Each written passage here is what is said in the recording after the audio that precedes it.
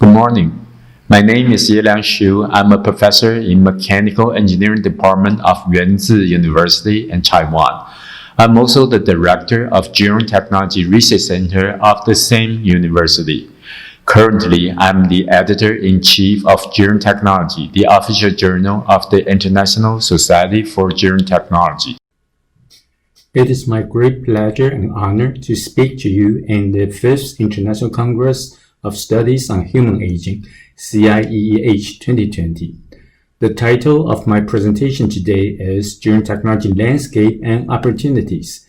I will introduce to you the field of gerontechnology, how technology may help with the aged society, and what people do in gerontechnology. In addition to my academic positions, I'm also the CEO of the startup company Tech. In this company, we try to convert successful research and development of our research center into real commercial products. I'm also going to share some of that experience with you in this presentation. Let me start with some demographics of Taiwan. We are now facing simultaneous hits of aging boom and baby bust. Taiwan became an aged society. Population 65 years or older exceeded 14% in 2018. Taiwan is expected to become a super aged society. Population 65 years or older exceeds 20% by 2025. It takes only 7 years. Currently, the population 65 years or older is 15.79% or 3.72 million. The average life expectancy grew from about 53 for men and 56 for women in 1950, when we first had those statistics in Taiwan, to about 78 for men and 85 for women in 2019, an increase of almost 30 years. Moreover, life expectancy at age 65 is about 19 years for men and 22 years for women in 2019. The needs of the older adults change greatly with this extended life expectancy after retirement. The society in Taiwan is aging very fast. In the meantime, Taiwan's total fertility rate of 1.218 is the lowest in the world, according to the World Population Review 2020. Taiwan's aging index, the ratio of population 65 or older to population younger than 15 years old, is 125. Taiwan reached almost zero natural population growth in 2019. One critical reason for the very low fertility rate is that the average age of the first-time mothers in Taiwan is 30.9 years old in 2019. This is second in the world only to Italy at 31.1. 22.3% of the first-time mothers in Taiwan were older than 35.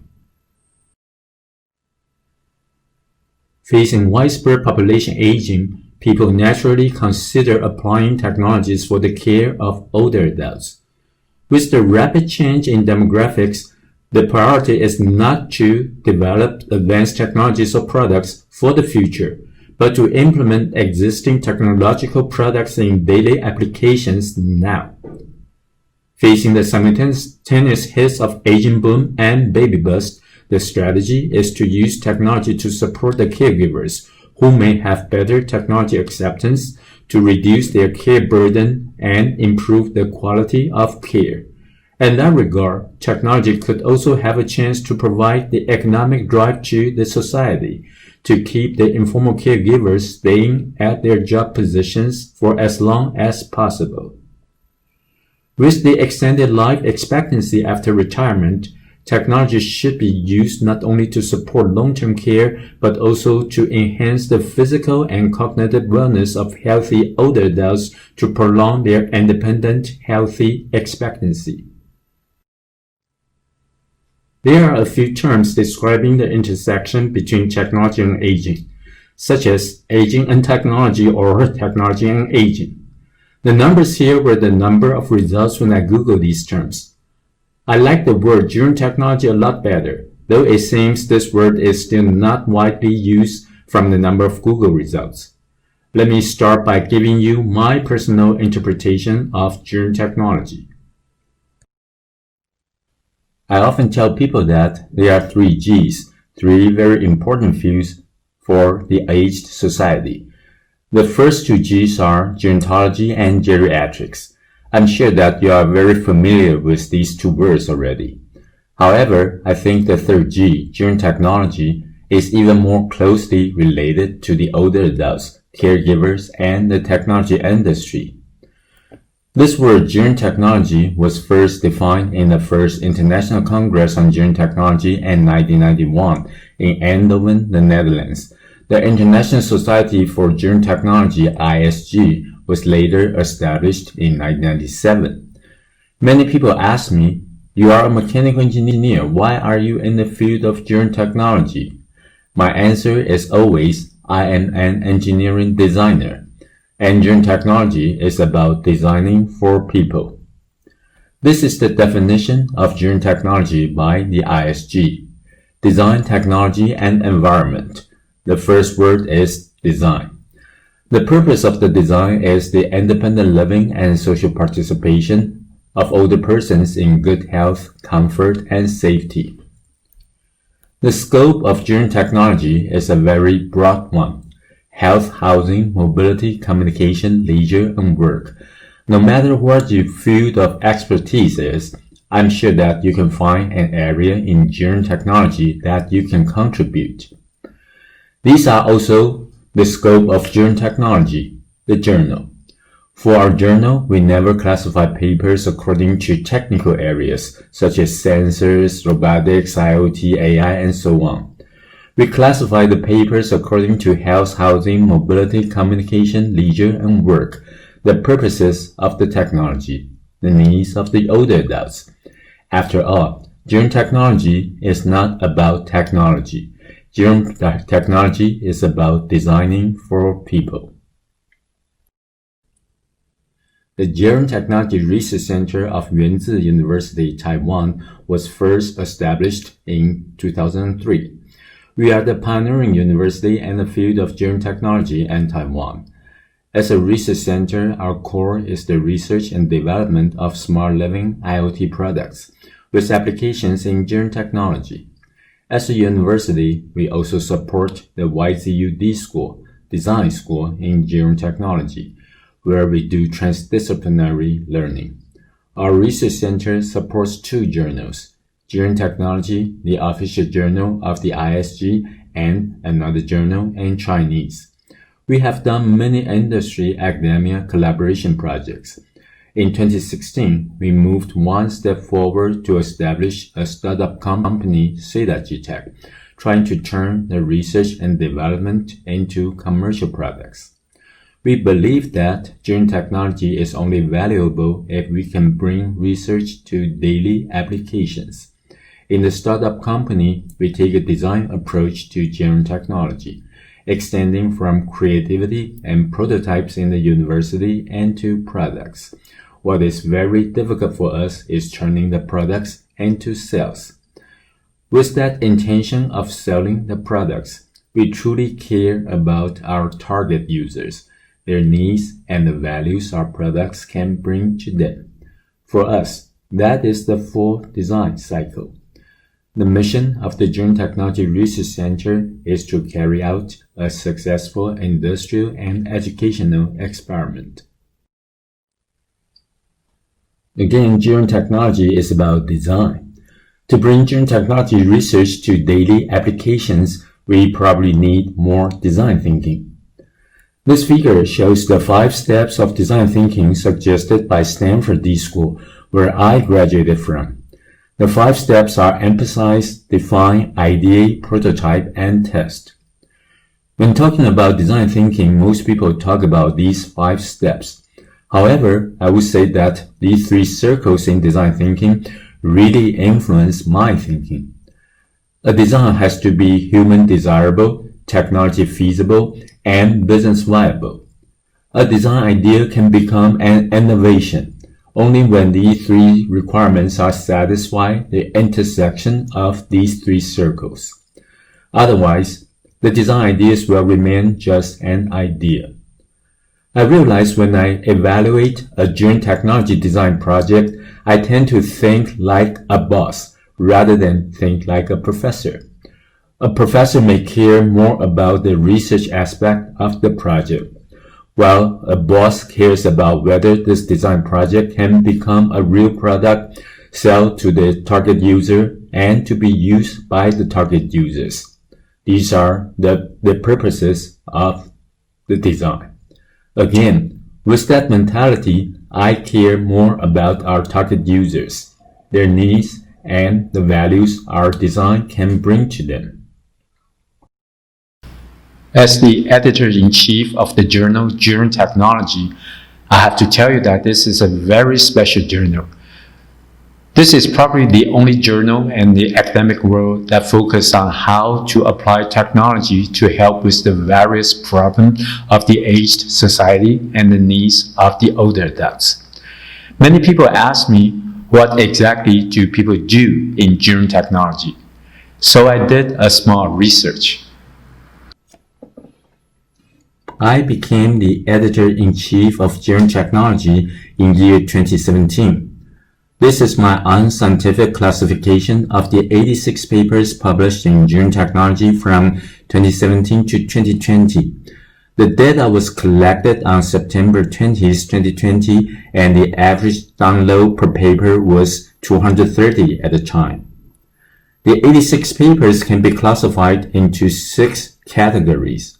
The first category is monitoring of vital signs, behavior patterns, and platforms for health management. There are 18 such papers, average download 199. The second category is technology interventions for enhancing physical and cognitive ability of the older adults. There are 13 papers. The download number 255 is the highest among the 6 categories.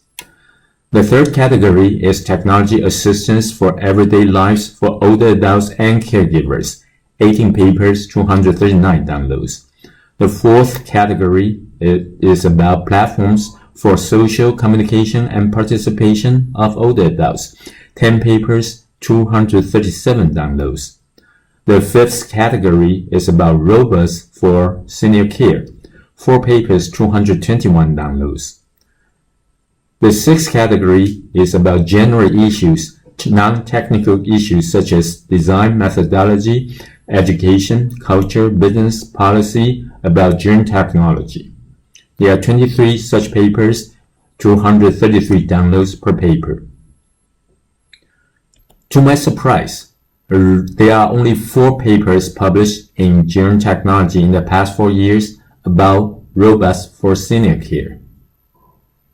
I want to use robots as an example to discuss further what it takes to bring gerontechnology research to daily applications. I read this very interesting article published in The Economist in March 2019, Robots That Look After Grandma. There's a subtitle, Because of Aging, the World Needs a Robotics Revolution.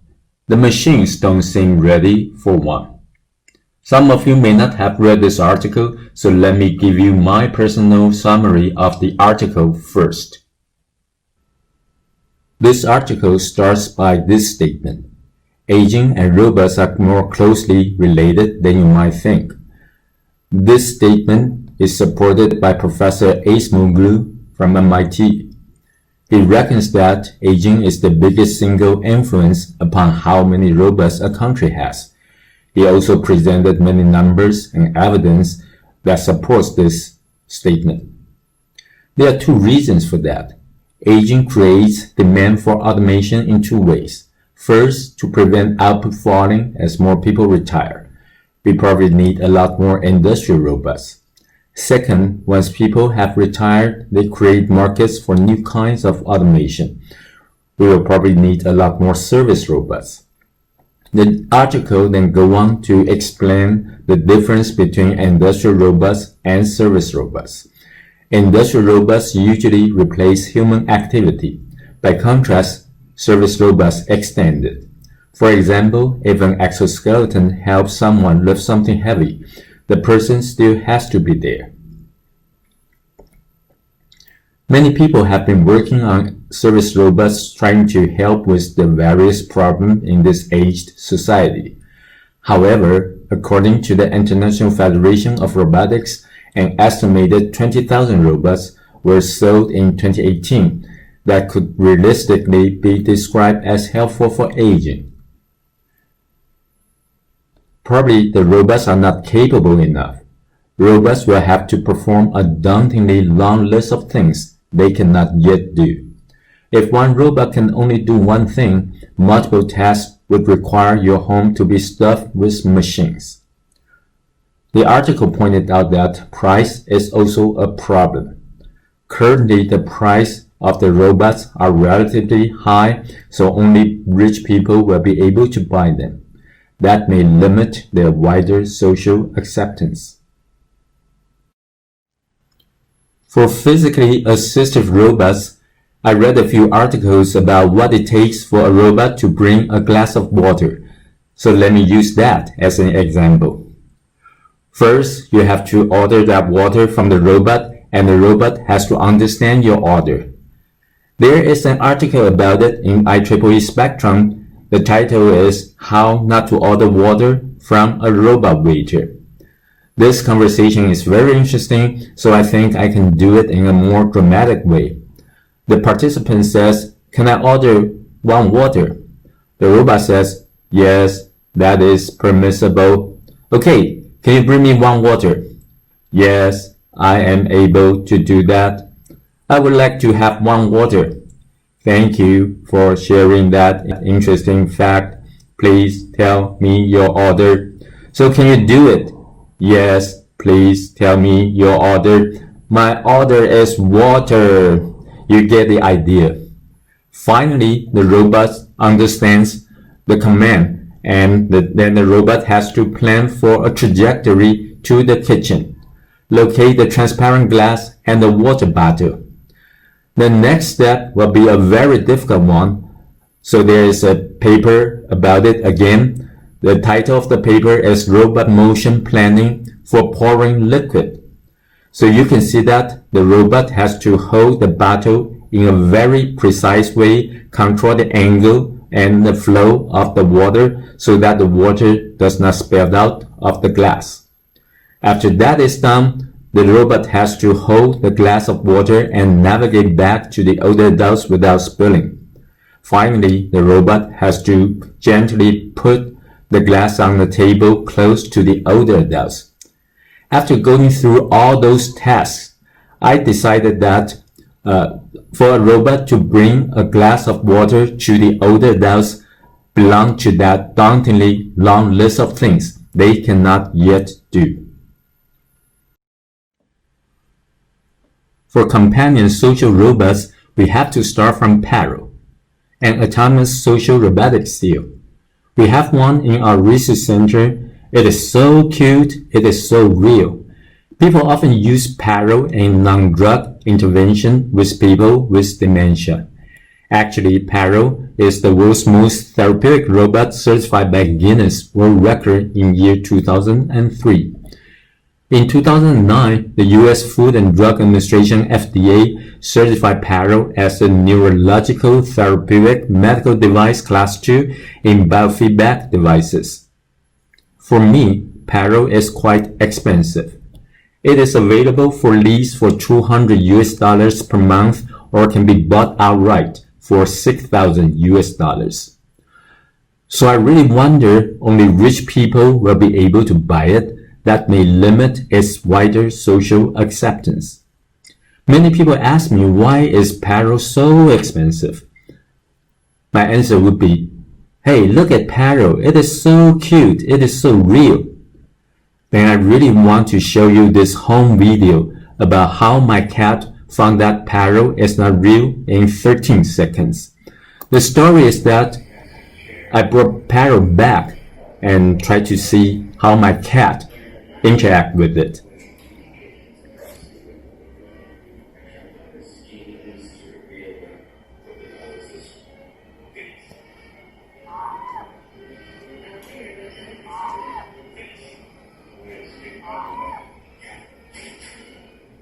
It turns out that My cat found that parrot is not real and lost interest to it very rapidly. From a gerontechnology point of view, I would suggest that the whole IoT environment with sensors, actuators, and cloud servers is the robot. The best robot that looks after grandma can be the ambient intelligence, which means everyday environments that are sensitive and responsive to the presence of human. Instead of designing and building one robot that is capable of doing many things, we should focus on building ambient intelligence to support older adults and caregivers. Actually, this is what the other three categories in gerontechnology do: monitoring of vital sign behavior patterns and platform for health management, technology assistance for everyday lives for older adults and caregivers, platforms for social communication and participation of the older adults. The robot itself is just a user interface for older adults and caregivers with ambient intelligence. After all, industrial robots usually replace human activities. By contrast, service robots extend it. This figure shows the IT structure of one such ambient intelligence platform we have been developing in our research center. This platform has been evolving. The target users are the older adults and the children, family members, and caregivers in the homes. So we have been very careful in selecting smart technologies that belong to the homes. In 2015, we decided to move to IoT. In 2017, we started to develop narrowband IoT or NB-IoT products, which directly connects to the base stations of the mobile phones, so that our products can be easily implemented in the homes. In 2019, we started to implement machine learning or AI into our products. Bluetooth and mobile devices are the two most commonly used technologies by the home users, so we certainly have to utilize them. As you can see, the center of the platform is a device called WhisConnect. This Bluetooth IoT gateway transmits the data from the Bluetooth devices to the IoT cloud. The home users can purchase the many commercial healthcare products with Bluetooth, such as blood pressure and blood glucose meter or the temperature humidity sensors, and add them into the IoT ecosystem. We also developed our own products and implement Edge AI algorithm on the chip for event identification.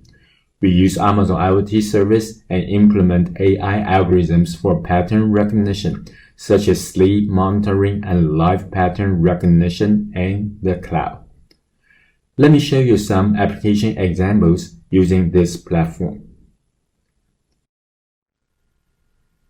This figure shows a typical telehealth system.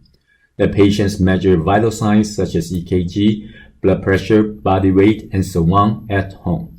The measurement is then transmitted through this gateway to the server and the cloud. Telehealth systems are often used to connect patients with medical doctors and professional caregivers who read the measurement and take necessary actions. This figure shows a telehealth system based on the simple Bluetooth IoT gateway WhisConnect we developed in our research center. Instead of connecting patients with medical doctors and professional caregivers, this system connects older adults with children and family members.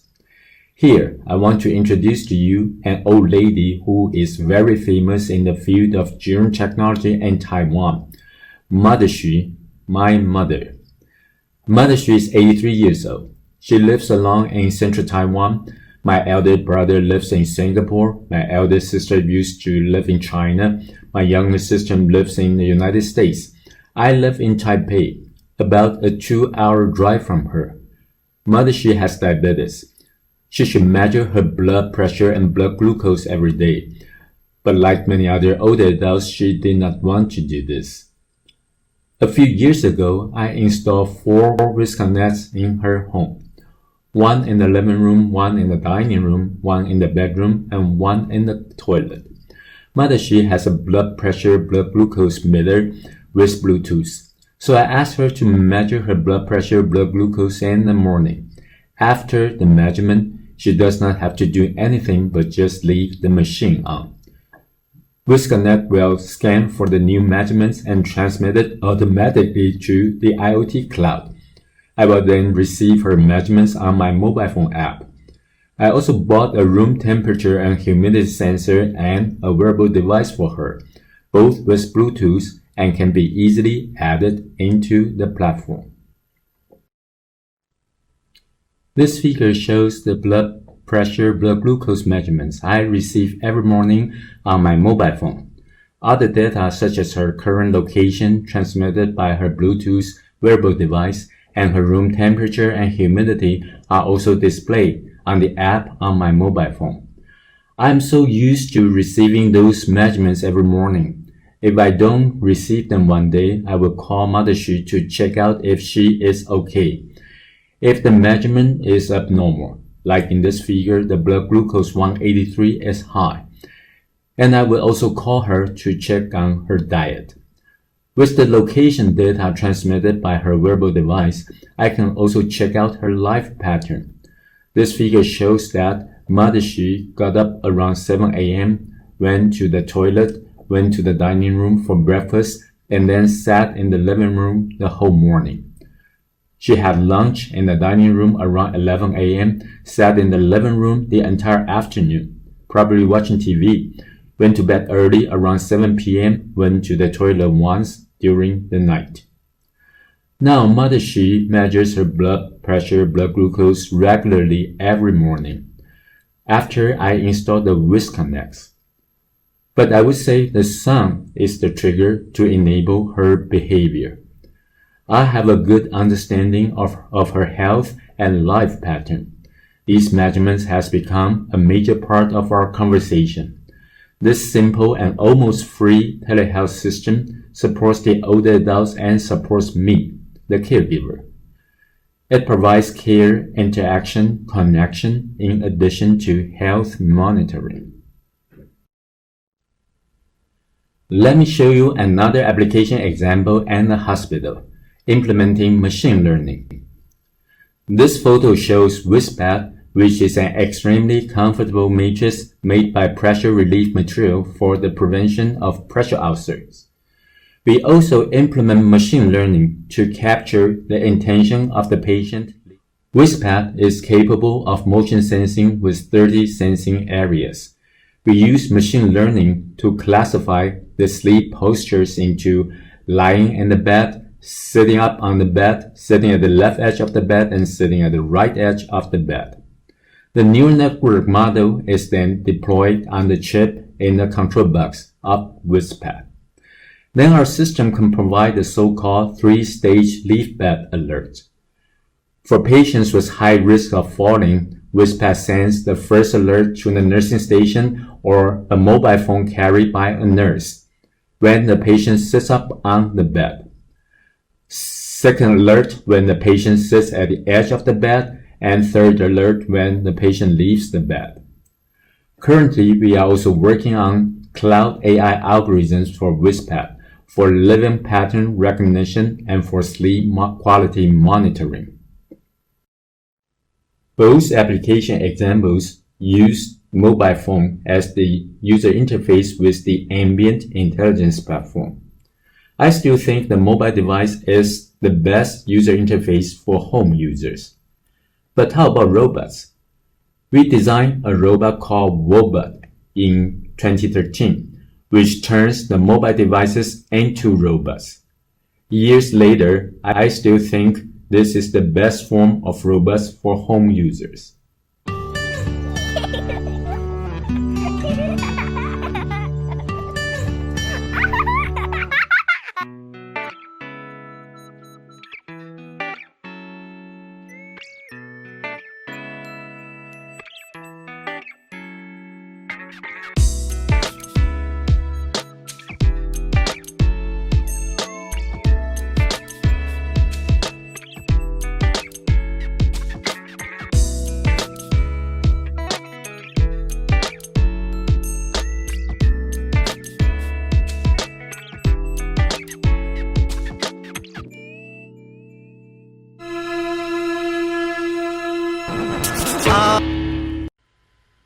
Finally, let's discuss the last category in Gerontechnology: technology interventions for enhancing physical and cognitive ability. This category actually came from the non-pharmacological intervention for preventing cognitive decline in older adults, namely preventing from dementia. While many non-drug treatments in dementia focus on cognitive training, research shows that physical activity, or PA, can improve cognitive function at older age. In a meta-analysis of 41 studies, combined PA plus CA cognitive activity interventions show significantly larger gains in cognition relative to the control groups. The activities designed for older adults should combine physical exercise with cognitive training. Okay, exercise is very good, but older adults may not want to do it. This photo shows Mother Xu, my mother, again. She has a new problem. She knows she has to exercise, but riding this bicycle alone at home is simply too boring. This video shows a group of grandma played our products inside the temple. Basically, we want to combine physical activity with cognitive activity plus some fun technology.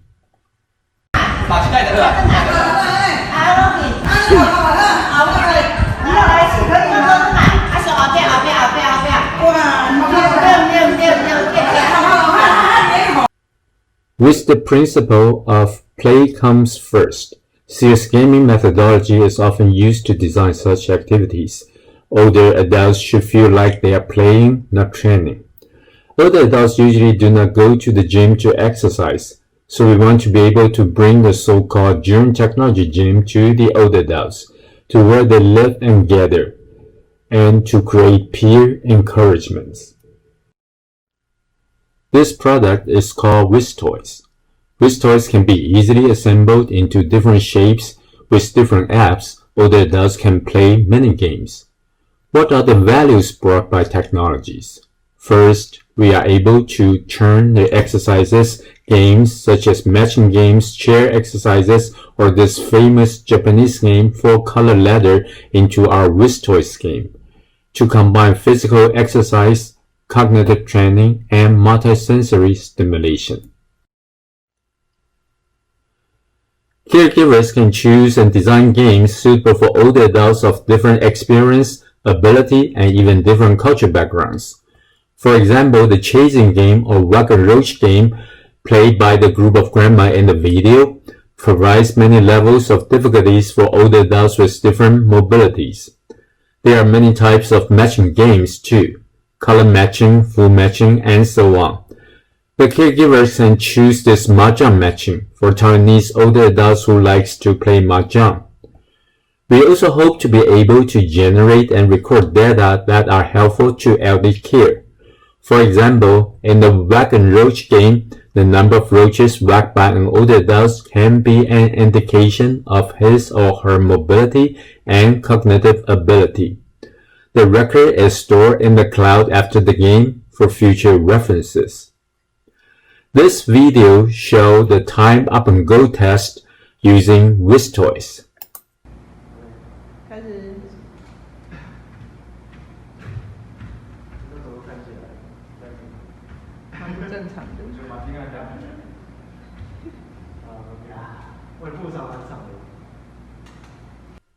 WizToys will output total time, step length, cadence, difference in left and right steps, and so on, and store the data in the cloud.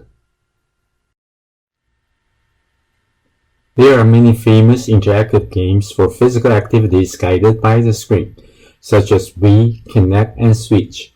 Usually sensors or cameras capture the player's motion and display the motion on the screen.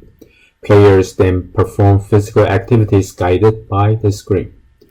This video shows one such system called Papa Mama, developed by a Taiwanese company long ago for the rehabilitation of older adults.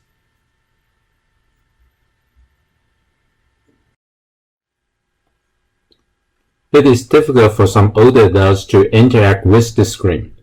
Another type of interactive products guides the physical and cognitive activities with lights and sounds, such as Blaze Pod, 3X Pad, O-Play, Soda, and the Stemma product model tiles. The older adults interact directly with the physical devices. We also developed a direct interactive game we called it Whiz Toys.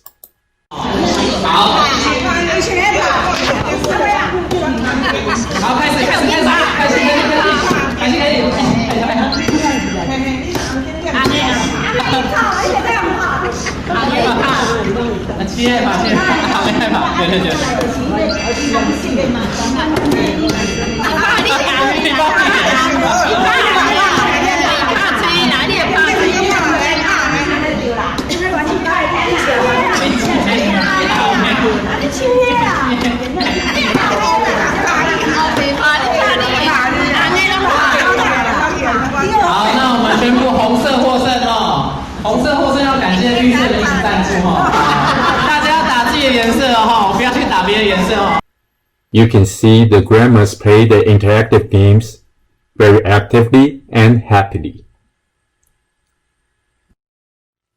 This photo was taken in 2016 when I founded the startup company Gerontech at the age of 53 with my 8 students. For the past 4+ years, we have put in a lot of effort trying to turn the successful research and developments in our research center into real commercial products. That is so much more difficult than building one research prototype. Our primary strategic investor is Seda Chemical Product Company, a foam product company of 40+ years of experience. As shown in this figure, Gerontech is capable of smart product design. Seda Chemical Product Company provides manufacturing and sales channels of consumer products. The major business model for Gerontech is B2B2C.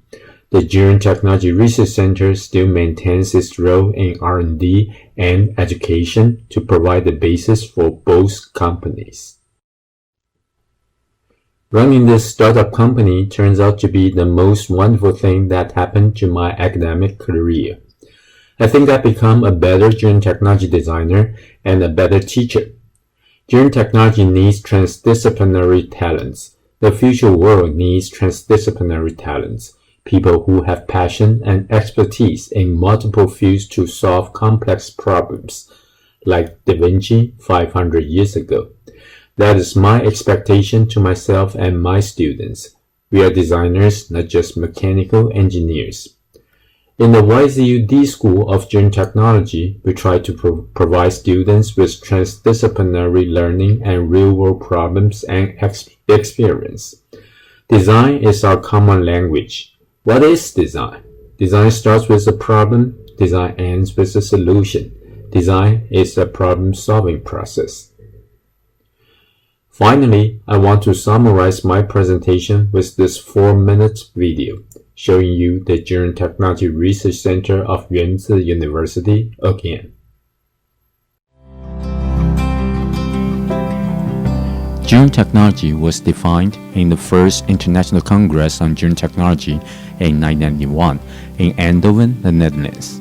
The International Society for Gerontechnology, ISG, was established in 1997. Gerontechnology is about designing for people. As defined by ISG, Gerontechnology is to design technology and environment for independent living and social participation of older persons in good health, comfort, and safety. The scope includes health, housing, mobility, communication, leisure, and work. Gerontechnology Research Center, GRC, of Yuan University, YZU, in Taiwan was established in year 2003. It is the pioneering research institute in this field in Taiwan. With the long-term support from the Ministry of Science and Technology of Taiwan, GRC has been developing technology solutions for the care of older adults. An educational program, YZUD School of Gerontechnology, aims to provide students transdisciplinary learning and real-world problems and experience in gerontechnology. GRC is in charge of editing 2 academic journals. Gerontechnology, the official journal of the ISG and Journal of Gerontechnology and Service Management, published in Chinese.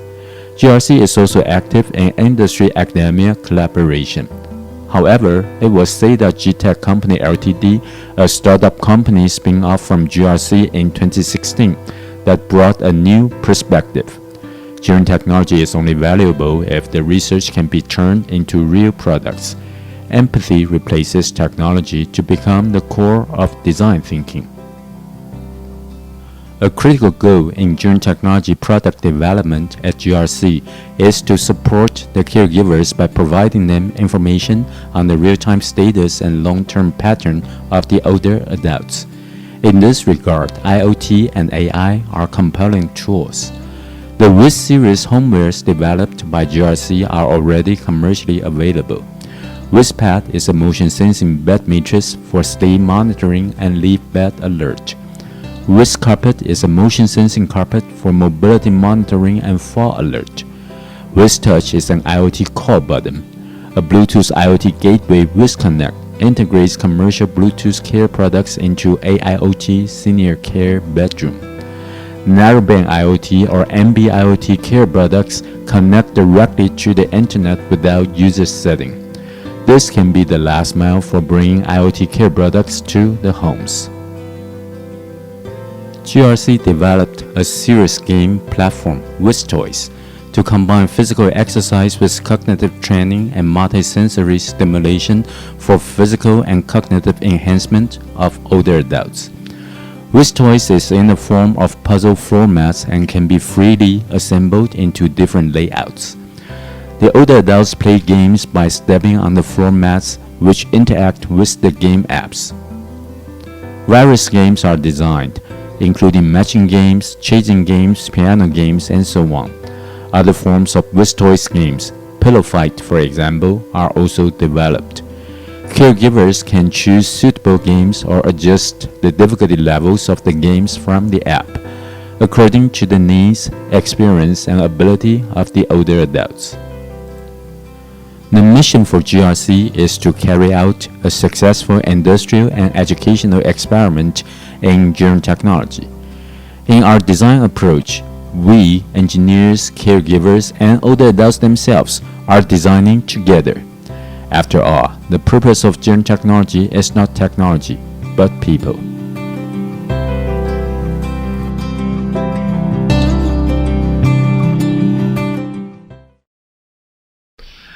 Finally, I hope all of you enjoy this conference and keep participating in the activities by the International Society for Gerontechnology. Submit your work in gerontechnology to our journal, and more importantly, try to convert your research and development into daily applications. That concludes my presentation. Thank you very much for your attention.